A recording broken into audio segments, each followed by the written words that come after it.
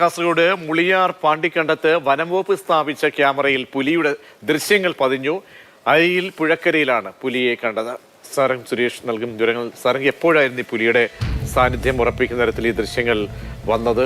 പ്രദേശത്തെ അവസ്ഥ വനംവകുപ്പിന്റെ ശ്രദ്ധയിൽപ്പെട്ടോ? രജീഷ്, ഈ കഴിഞ്ഞ 15-ാം തീയതി പുലർച്ചെ 3 മണിക്ക് പാണ്ടിക്കണ്ടത്ത് സ്ഥാപിച്ച ക്യാമറയിലാണ് പുലിയുടെ ദൃശ്യങ്ങൾ കൃത്യമായി പതിഞ്ഞിരിക്കുന്നത്. അത് അരിയിൽ പുഴക്കരയിലാണ് ഈ ക്യാമറ സ്ഥാപിച്ചിരുന്നത്. അവിടെ ഉണ്ടായിരുന്ന പാലപ്പൂവൻ എന്ന അത്യപൂർവ തരത്തിലുള്ള ആമയുണ്ട്. ആമയെ സംരക്ഷിക്കുന്നതിന്റെ ഭാഗമായി വനംവകുപ്പ് സ്ഥാപിച്ച ക്യാമറയിലാണ് പുലിയുടെ ദൃശ്യങ്ങൾ പതിഞ്ഞത്. മാത്രമല്ല, ഏതാനും ദിവസങ്ങൾക്ക് മുൻപ് കുളത്തൂരിൽ ഈ പുഴയുടെ നേരെ അപ്പുറത്തെ കരയിലാണ് മുൻ ദിവസങ്ങളിലൊക്കെ തന്നെ കുളത്തൂർ എന്ന പ്രദേശത്ത് പുലിയുടെ സാന്നിധ്യം നിരന്തരമായി റിപ്പോർട്ട് ചെയ്യപ്പെടുകയും അവസാനം പുലി കൂട്ടിൽപ്പെടുകയും ചെയ്തത്. അതുകൊണ്ട് തന്നെ ജനങ്ങൾ ജാഗ്രത പാലിക്കണമെന്ന് തന്നെയാണ് വനംവകുപ്പിന്റെ ഭാഗത്ത് നിന്ന് ലഭിക്കുന്ന പ്രാഥമികമായ നിർദ്ദേശം. രജീഷ്, ശരി, സാരംഗാണ് വിവരങ്ങൾ നൽകിയത്.